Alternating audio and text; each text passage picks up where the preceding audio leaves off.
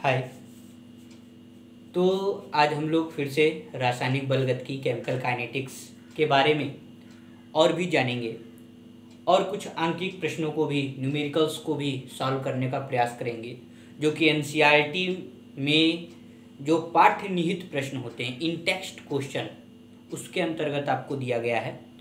और साथ ही साथ कई सारे नए नए टॉपिक जैसे अर्ध आयुकाल, हाफ लाइफ टाइम पीरियड और फर्स्ट आर्डर के डेरिवेशन को समझेंगे। तो सबसे पहले आज हम लोग अपने नए टॉपिक को शुरू करते हैं। आज का जो हमारा पहला टॉपिक है वो है half life time period. Half life time period, Hindi में इसे कहते हैं अर्ध आयु काल। देखिए, इसके बारे में नाम से ही स्पष्ट है, अर्ध आयु काल। अर्ध का मतलब होता है आधा, हाफ का मतलब क्या, आधा। अब आधे का यहाँ पर क्या जरूरत पड़ गया, आपको यह जानना पड़ेगा कि जब कोई रासायनिक अभिक्रिया आधी संपन्न हो जाए, आधी संपन्न होने का मतलब है उसके अंदर 50% जो सांद्रता है वह प्रोडक्ट में, उत्पाद में बदल जाए। फिर से समझिए कि कोई भी रासायनिक अभिक्रिया in any chemical reaction total time taken to complete half और 50%, यानी कि किसी रासायनिक अभिक्रिया में 50% पूर्ण होने में लगा समय। जैसे आपने मान लीजिए आपने कोई कार्य करने चल रहे हैं, आपको जैसे चाय बनानी है, 5 किलो चीनी है और 2.5 किलो चीनी की आपने जब चाय बनाई तो उस 2.5 किलो चीनी की चाय बनाने में आपको समय लगा 2 घंटा। तो चाय बनाने की अभिक्रिया में जो आपका समय है, जो 2.5 किलो को खत्म होने का समय है, वह आपका कहलाएगा अर्ध आयुकाल। 2.5 किलो का मतलब 2.5 kg। बात समझ में आ रही? मतलब किसी भी रिएक्शंस को आधा कंप्लीट होने में लगने वाला समय हाफ लाइफ टाइम पीरियड कहलाता है।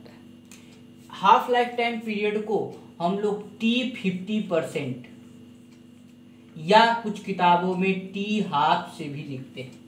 T50% मतलब अर्ध आयुकाल, T हाफ का मतलब भी आधा होता है।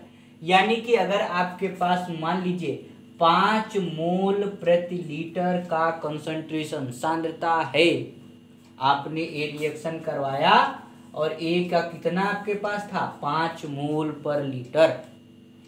उसके बाद रिएक्शन शुरू हुआ, 5 में से 2.5 का प्रोडक्ट बन गया, 2.5 का बना है, 2.5 kg का 2.5 मोल पर लीटर का बना है।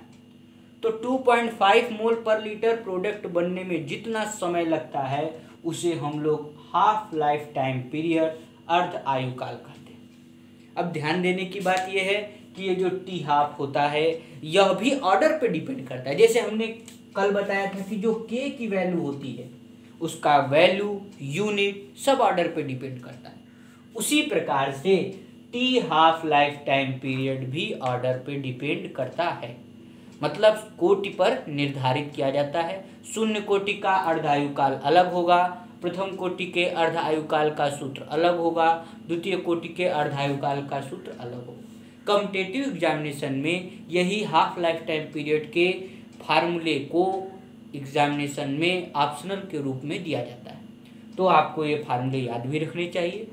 और आपके लिए फिर से वही, क्योंकि बोर्ड लेवल की हम बात कर रहे हैं, तो बोर्ड लेवल में आपके लिए फर्स्ट आर्डर रिएक्शन, प्रथम कोटि का जो टी हाफ है, अर्ध आयुकाल है, वह बहुत ही इम्पोर्टेंट है। तो अगर ओवरऑल आपको टॉपिक समझ में आ गया हो तो एक लाइन में मैं आपको बता दूं कि किसी रासायनिक अभिक्रिया को आधा संपन्न होने में लगने वाला समय उस रासायनिक अभिक्रिया का अर्ध आयुकाल कहलाता है। Total time taken to complete half of any reaction is known as half life time period. It is represented by T half. इसे टी हाफ से प्रदर्शित करते हैं। अब इस टॉपिक के बाद हम लोग एक न्यूमेरिकल देख रहे हैं। जैसे कई लोगों ने हमसे जो है मैसेज करके न्यूमेरिकल की बात कही, न्यूमेरिकल के बारे में पूछना, उन्होंने चाहा कि कैसे यह न्यूमेरिकल वो लगा सकें। जैसे एक न्यूमेरिकल है कि एक केमिकल रिएक्शन है, एक रासायनिक अभिक्रिया है, 10 मिनट में ए की सांद्रता, कंसंट्रेशन ऑफ ए 10 मोल प्रति लीटर से 2 मोल प्रति लीटर हो गई, तो रेट यानी कि दर बताइए। फिर से क्वेश्चन समझिए, एक रिएक्शन दे देगा और क्वेश्चन में कह देगा कि कोई भी एक रिएक्टेंट है, उस रिएक्टेंट की सांद्रता 10 मोल प्रति लीटर से 2 मोल प्रति लीटर हो गई। इंग्लिश में समझिए, in any chemical reaction concentration of A becomes decreases 10 moles to 2 mole in 10 minutes, find its rate, इसकी दर बताइए। अब जैसे ऐसे सवाल आपके क्वेश्चंस में एनसीईआरटी में दिए हैं, एनसीईआरटी में 4.1 इन टेक्स्ट क्वेश्चन में ही ऐसा सवाल है कि ए की सांद्रता इतनी थी, कुछ रिएक्शन हुआ, 10 मिनट बाद सांद्रता इतनी हो गई, तो बताइए उसकी दर क्या है। तो ऐसे सवालों को करने के लिए सबसे पहला काम है, इसका जब सलूशन आप करेंगे, देखिए इसमें कई लोगों ने गलतियाँ की हैं जो कि हमको सलूशन में देखने को मिला है, और इसके बाद भी अभी एक और सवाल है, उसमें भी कई सारी गलतियाँ हैं, वो भी हम आपको बताएंगे। तो सबसे पहले जब हम लोग सॉल्यूशंस की बात करते हैं तो हम देखते हैं कि आपको सबसे पहले सॉल्यूशन में लिखना पड़ेगा सांद्रता परिवर्तन डेल्टा एक्स, कितने से कितना हो गया, शुरुआत कितनी थी 10, और 10 से कितना हो गया 2, 10 से 2 होने में गैप कितना आया 8, तो सांद्रता में परिवर्तन कितना हो गया 8 मोल पर लीटर। यानी कि इस तरीके के सवाल में सबसे पहले आप डेल्टा एक्स निकालने का प्रयास करेंगे, और टाइम कितना लगा, टाइम 10 मिनट। अच्छा, आप आंसर मोल लीटर और मिनट में भी निकाल सकते हैं, और आंसर मोल लीटर सेकंड में भी निकाल सकते हैं। सवाल में आपसे कभी कभी कहता है कि मिनट में भी निकालिए और सेकंड में भी निकालिए। जैसे यहाँ टाइम अभी मिनट में दिया, अगर सेकंड में दिया होता तो 10 × 60 कर लेते, 1 मिनट में 60 सेकंड होते हैं, 600 सेकंड हो जाता। अब एक बार यही मिनट में लगा लीजिए और एक बार इसी को सेकंड में लगा लीजिए। आपको हमने बताया था रेट बराबर होता है delta x upon delta T, यानी कि 8 अपॉन टी 10 मिनट, ये हमने मिनट में लगाया, तो 8/10 हमारा ये आंसर आ गया। यूनिट होगा मोल प्रति लीटर मिनट इनवर्स, मोल प्रति लीटर मिनट इनवर्स। अच्छा, अगर इसी को सेकंड में हम लगाते हैं, सवाल में आपसे कहेगा मिनट में लगाइए या सेकंड में लगाइए, तो आर बराबर आप वही काम डेल्टा एक्स की वैल्यू 8, समय कितना 10, नहीं सेकंड में लगा रहे हैं तो समय कितना 600। इसको सॉल्व कर लीजिए, ये आपका आंसर किस में होगा, सेकंड में होगा।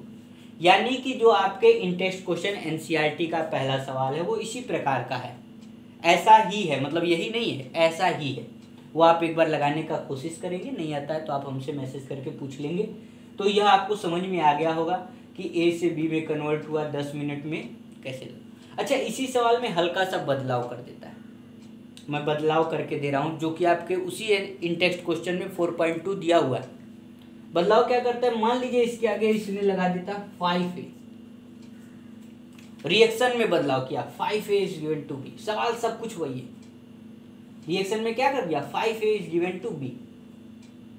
अब आप लोग सोच रहे हैं कैसे लगेगा आप सवाल, सारा सवाल यही, लेकिन अगर आप इसी तरीके से लगाएंगे तो गलत हो जाएगा।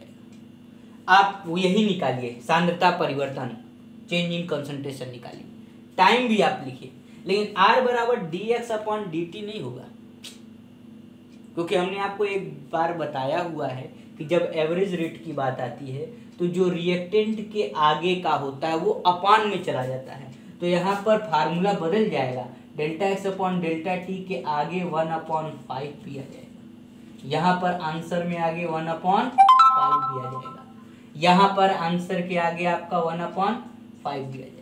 अब कुछ लोगों को दिक्कत होगी, सर ये तो रिएक्टेंट है माइनस में होना चाहिए, माइनस में ही होगा, लेकिन चूंकि यह एक वेक्टर क्वांटिटी है इसलिए हम इसको इस ढंग से लिख रहे हैं, माइनस में ही आएगा। माइनस से हमको पता चलता है कि रिएक्टेंट की कंसंट्रेशन घट रही है। बात समझ में आ रही है? कहने का मतलब फिर से ओवरऑल देख लीजिए कि R आपका माइनस में भी आएगा, प्लस में भी आएगा, लेकिन आप इसका आंसर इसी ढंग से लिखेंगे। तो यह हमारा क्वेश्चंस थे या हाफ लाइफ टाइम पीरियड थे, हो सकता समझ में आया हो। और एनसीईआरटी में इसी तरीके से 4.1 इन टेक्स्ट क्वेश्चन और 4.2 दिया गया है, आप उसको एक बार लगा लेंगे, आपको समझ में आ जाएगा। फिर से पूरा अभी तक जितना पढ़ाया गया है, हाफ लाइफ टाइम पीरियड क्या होता है, किसी भी रिएक्शंस को 50% कंप्लीट होने में लगने वाला समय हाफ लाइफ टाइम पीरियड कहलाता है।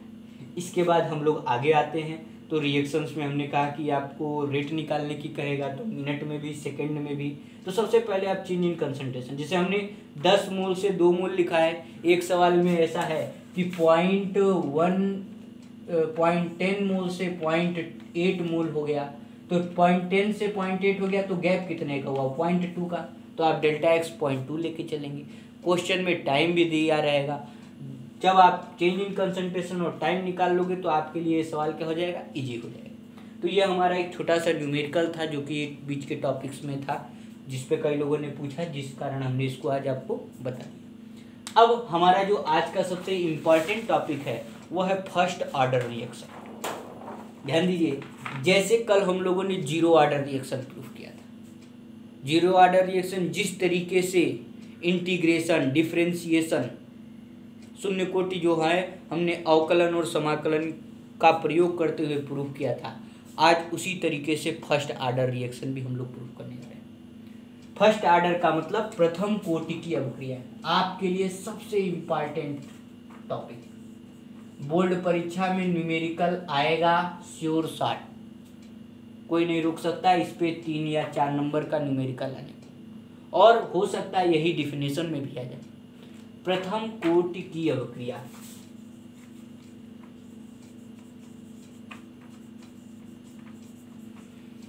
First order reaction. सबसे पहले आप जानिए डिफिनेशन क्या होती है प्रथम कोटि की अभिक्रिया की, क्योंकि बोर्ड परीक्षा में 3 अंक में आता है प्रथम कोटि की अभिक्रिया किसे कहते हैं, संक्षिप्त व्याख्या लिखिए, what is first order reaction, describe it. Clear है। तो प्रथम कोटि की अभिक्रिया डिफिनेशन बहुत ही सिंपल है, जैसे आपने जीरो ऑर्डर की डिफिनेशन कल समझी थी उसी तरीके से फर्स्ट ऑर्डर की डिफिनेशन भी है कि किसी भी रासायनिक अभिक्रिया की दर जब अभिकारक की सांद्रता के 1 घात के समानुपाती होता है। जैसे एक रिएक्शन लिखा A is given to P यानी कि प्रोडक्ट, तो R is equal to KA, यहाँ पर A का पावर क्या है, 1 है, तो ऑर्डर क्या हो जाएगा, ऑर्डर यानी कि कोटि, कोटि कितनी हो जाएगी, 1 हो जाएगी। ऐसी रासायनिक अभिक्रिया जिसमें रिएक्शन का रेट, अभिक्रिया की दर अभिकारक की सांद्रता के 1 घात के समानुपाती होता है, उसे प्रथम कोटि की अभिक्रिया कहते हैं। बात क्लियर है। फिर से समझिए, the chemical reaction in which rate is directly proportional to the first power of concentration of reactant is known as first order reaction. Clear है। यानी कि वही चीज है, वहां पे 0 पावर के डायरेक्टली प्रोपोर्शनल होता था जीरो ऑर्डर में, शून्य कोटि में, और यहाँ पर 1 पावर के डायरेक्टली प्रोपोर्शनल है क्योंकि यह फर्स्ट ऑर्डर है। अब इसमें भी जो K की वैल्यू है ना, ये K की वैल्यू कुछ अलग है। वहां पे K की वैल्यू आई थी इनिशियल माइनस फाइनल, प्रारंभिक माइनस अंतिम बटे सम। यहां पर K का जो फार्मूला आएगा वो हम पहले आपको बता दे रहे हैं, 2.303T log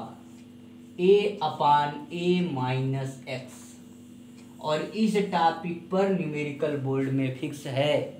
ये फार्मूला आप लोग रट लीजिए, इसको समझ लीजिए, क्योंकि यहाँ से एक न्यूमेरिकल इसी फार्मूले पे फिक्स है, और इस पे कम से कम 4 से 5 तरह के न्यूमेरिकल आपके कोर्स में हैं। हम आपको एक दिन इस पे विशेष 5 न्यूमेरिकल के तरीके आपको हम बताएंगे।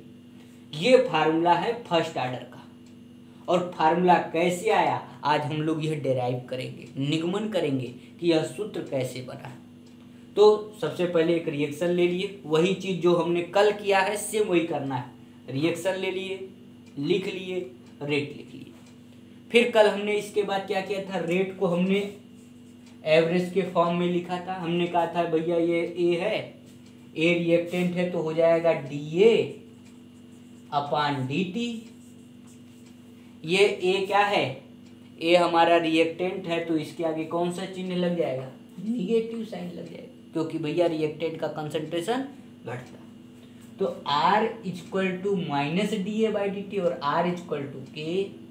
इक्वेशन 1 और इक्वेशन 2 दोनों ही इक्वेशन को आप ध्यान से देखें तो दाएं पक्ष में दोनों में ही R है। R का मतलब रेट होता है। अच्छा, कुछ किताबों में R की जगह V भी लिखा होगा, तो V को भी वेलोसिटी यही मानेंगे। अब दायां पक्ष बराबर है तो बायां पक्ष भी बराबर होगा। LHS R equal, so RHS should be equal. तो यहां पर क्या हो जाएगा आपका minus DA by DT equal to KA। अब यहां से पूरा मैथमेटिक्स आपकी शुरू है। Minus DA/DT equal to KA। यहाँ पे DT डिवाइड में ही इधर जाएगा तो मल्टीप्लाई में चला जाएगा, तो minus DA equal to KA DT।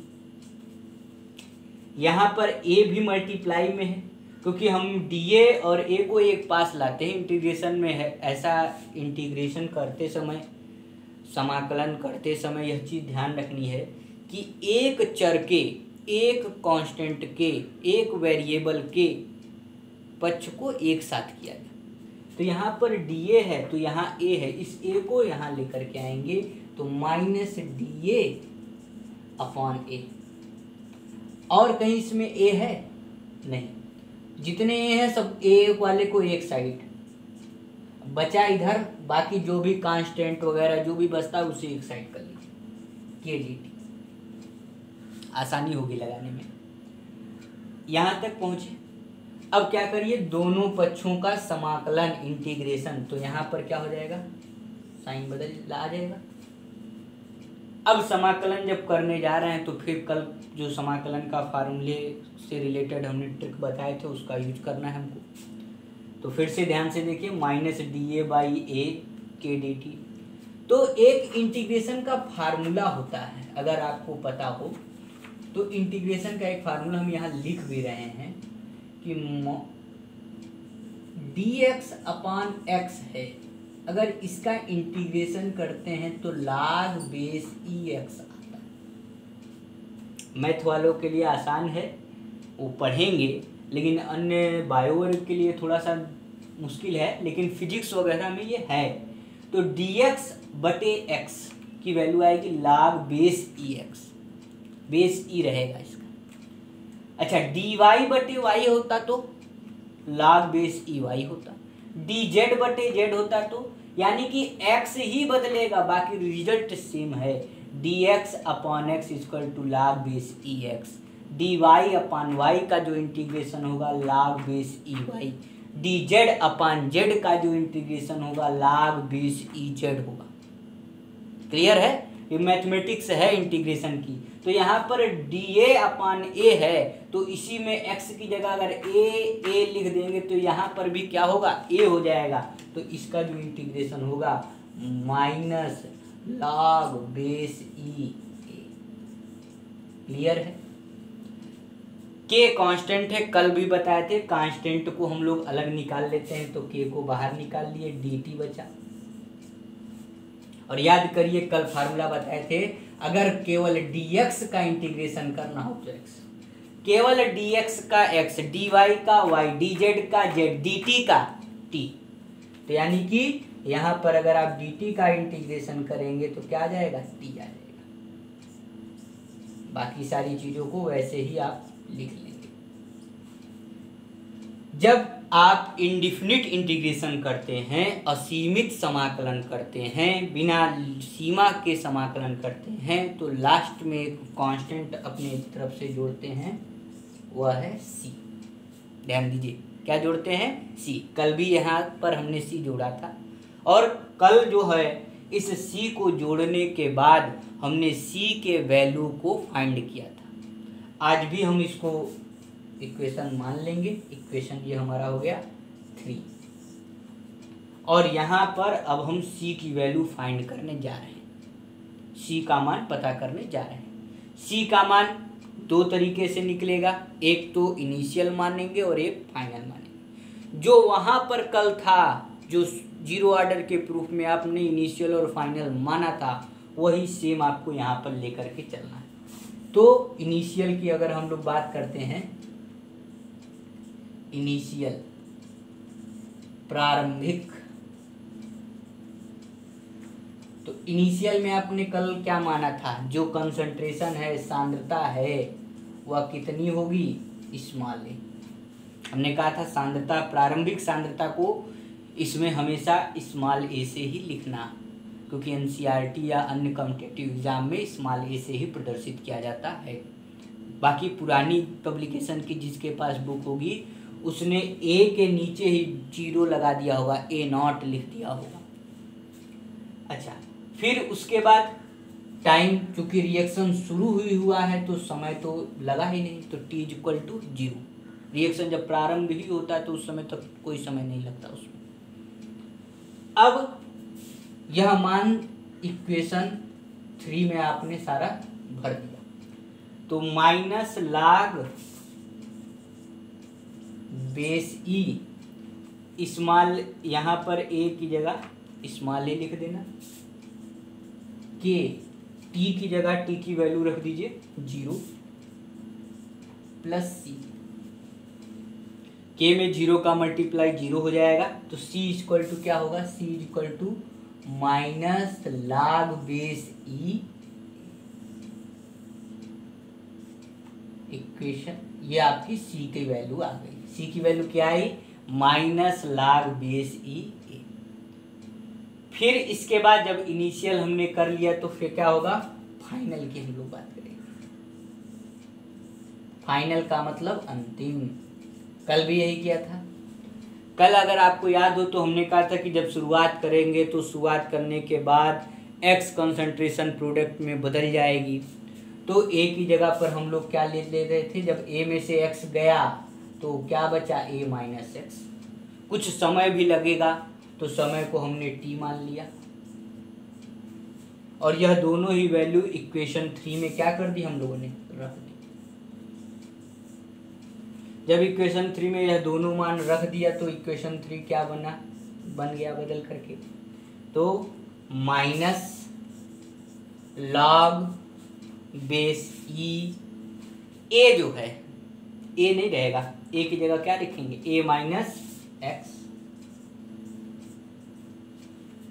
के वही रहेगा, टी वही रहेगा, सी, अब की सी आपको लिखने की जरूरत नहीं क्योंकि सी का वैल्यू आपको पता है। सी का वैल्यू कितना है, माइनस log बेस ई। क्लियर है। अच्छा, ये माइनस log बेस ई है, इसको अगर आप इधर पक्षांतर करके इधर लाएंगे तो ये हो जाएगा log बेस ई ए। बाकी यह साइन माइनस में ही है, minus log base E A minus X equal to के।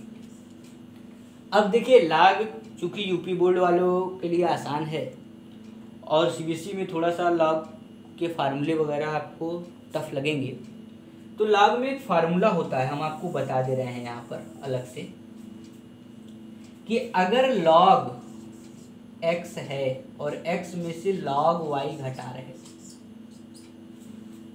log x में से log y घटा रहे हो तो यह वैल्यू हो जाती है log x upon y। Clear है। यहाँ पे log बेस e में से log base a minus x घटा रहे, यानी कि जिसको घटाते हैं वो a अपान a माइनस, जैसे x से y को घटाए तो x अपान y हो गया, उसी प्रकार से a में से a माइनस एक्स घटा रहे हैं ना, तो a upon a minus x. बात समझ में, जैसे x और y को घटाए तो x बटे y हो गया, a और a माइनस एक्स को घटाए तो a upon a minus X. बाकी जो आगे था log base e, equal to K T, जैसे था वैसे ही लिख लेंगे। यहाँ तक तो हमारा प्रूफ हो गया, लेकिन अभी भी थोड़ा सा हमको न्यूमेरिकल लगाने में दिक्कत है, क्योंकि हमको जितने भी लाग के वैल्यू पता हैं वह बेस 10 पे पता है, और यहाँ पर लाग का जो बेस है वह ई। बेस 10 को अगर बेस ई में बदलना हो, जैसे बेस ई एक्स है, हमको यहाँ से ई हटाना है, ई की जगह पे बेस 10 यदि लाना है, तो उसमें 2.303 का मल्टीप्लाई किया था। छोटे छोटे लाग के फार्मूले हैं, ध्यान रखिएगा। अगर बेस ई की जगह बेस 10 लाना है तो 2.303 वहाँ पर हम यूज करते हैं। तो यहाँ पर भी बेस ई है और इसकी जगह हमको क्या लाना है, बेस 10 लाना है, तो बेस 10 लगा लीजिए, a/a minus X is equal to K T. लेकिन जैसे ही बेस ई की जगह बेस 10 लाए तो आगे हमको क्या लगाना पड़ेगा, 2.303। क्लियर है यहाँ तक? अब देखिए यही प्रूफ करना था हमको, आ गया। टी अभी इधर है, टी यहाँ मल्टीप्लाई में, इधर आएगा तो डिवाइड में, तो 2.303 के क्या हो जाएगा, यहाँ पे डिवीजन हो जाएगा।